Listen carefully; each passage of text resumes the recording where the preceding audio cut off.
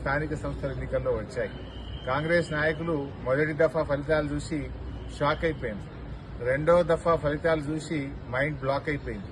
ఇక మూడో దశ ఫలితాలు ఇవాళ రాత్రికి వస్తాయి.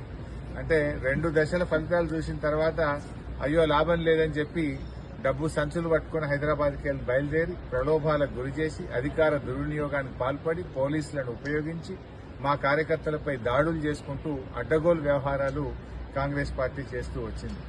కానీ అంతకంతకు అనుభవిస్తారు. ఇలా దాడులు చేస్తే సహించేది లేదు. ఇప్పటికైనా దాడులు మానుకోండి.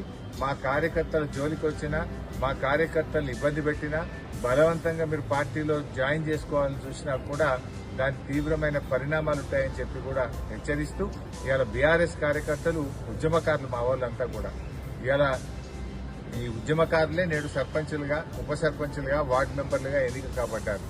ఇవాళ వాళ్ళకు కూడా తెలుసు మళ్ళా 2 ఏళ్లలో వచ్చేది బీఆర్ఎస్ గవర్నమెంటే. ఎట్లా ఎన్నికలు ఒక 6 నెలల్లో ఏడాది ముందుకే వచ్చినట్టున్నాయి.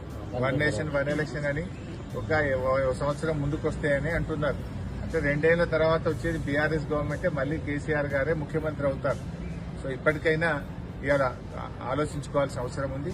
సో గెలిచినటువంటి సర్పంచులు ధైర్యంగా ఉండండి. తప్పకుండా మళ్లీ కేసీఆర్ గారి ప్రభుత్వం వస్తుంది. మళ్లీ గ్రామాలకు మంచి రోజులు వస్తాయి. అభివృద్ది పథంలో గ్రామాలన్నీ కూడా ప్రయాణిస్తాయి.